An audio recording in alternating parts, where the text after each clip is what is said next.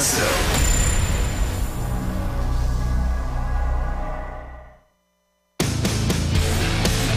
Welcome back to the GSL Code A. It's time for our winner's match. One of these two Zergs is going to join the Zerg ranks of Code S, and the other will follow the consolation match. It's Hydra up against True, and it'll be our first Zerg versus Zerg of this group. Not the first of the day, though. Yeah, it's going to be the first of this group, and it's going to be the last of this group. True. One Zerg player is going to go straight to Code S, and the other one will get a shot a little bit later, going up against one of the two Terran players that are still in the losers match here. We have True versus Hydra coming up next, and this means that we are definitely... Well, we already know we have 15 Protoss players in Code S. That is set. And now the question is how many Zergs are going to advance. It will at least be 12, it could be 13. Yeah. Depending on the consolation match. So the best Terran ratio that we could have would be 15 Protoss, 12 Zergs, and 4 Terrans. That's a pretty brutal ratio. That's pretty brutal. Let's find out which one of these Zergs is going to take the lead. Will it be Hydra or will it be True? In our first game of the Zerg vs. Zerg series here at the winner's match, the GSL Code A.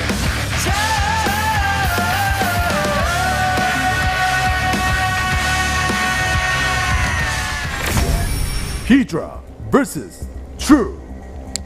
Hydra versus True, and starting here on Daedalus Point at the bottom right, we have Hydra starting in blue. Starting for his team Seajantus here after defeating Dream with a 2-1. To the top left after a 2-1 victory over his opponent Ryung, we have True. Keep him rolling. Baneling's bailing. Yeah. That's what he's doing. Could see some Baneling aggression in the ZVZ. I think I've never seen more Banelings than what he just built in the last map against Ryung.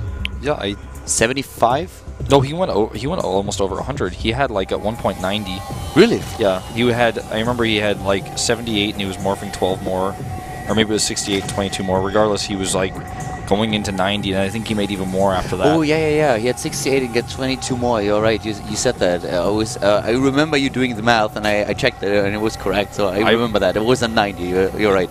Then I think he made like 7 more after that, and then I don't know what happened elsewise. It could have been around 100. Not even Hyun to his best Baneling timings against Terran did I think not even him did build more. That was pretty epic. Well, we have actually no early pools and no early hatches, so a very safe play from both. And a very fast gas for True. Could we see Banelings? Not 90. Not this time. But yeah, One base Baneling? We could see Banelings here. Definitely.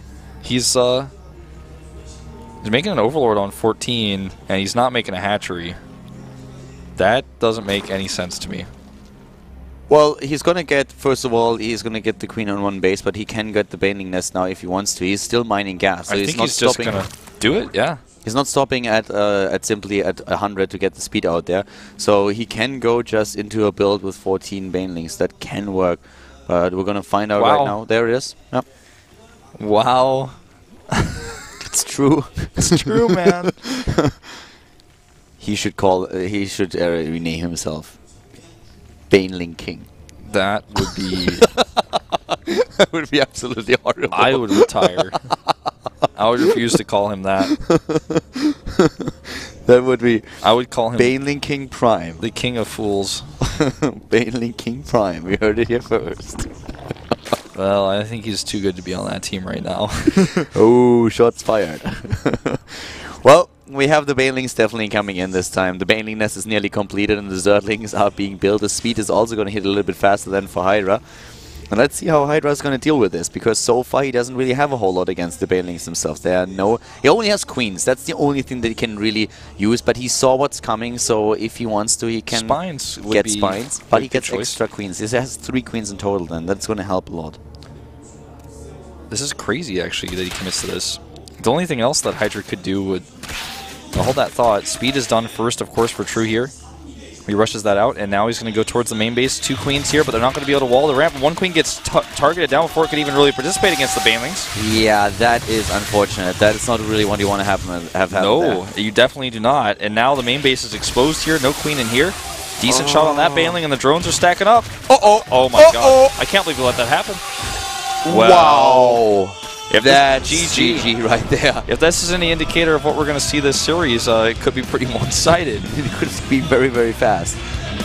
True is not messing around today. He's like, oh, I'm all banelings all the time. He's morphing right now himself into Code S. He definitely is. True wants to end this series fast and furious. I mean, that was quite the start here that he had against Hydra. Yeah, it really was.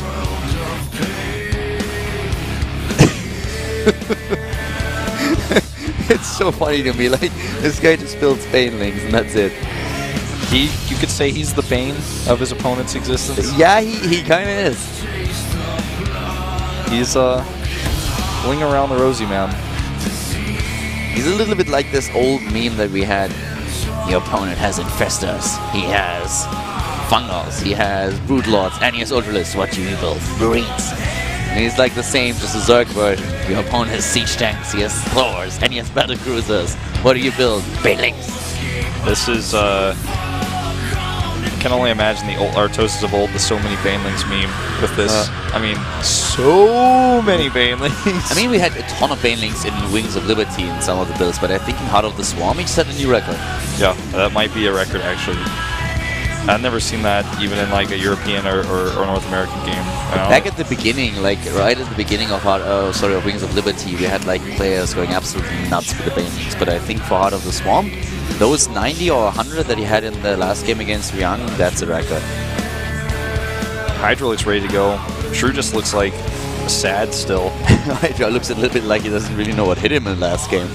Well, he got hit by a truck, it looks like almost. Yeah. He's a little bit dazzled there. Let's see if he can come back into this. Yonso is the map of his choice. He might just go into an early pull himself and is like, let's fight fire with fire. True versus Hydra in the winner's match here at the GSL Code A, the last group. Let's find out who takes game number 2 here on Yonsu, Hydra or True. Brought to you by Common Wolf.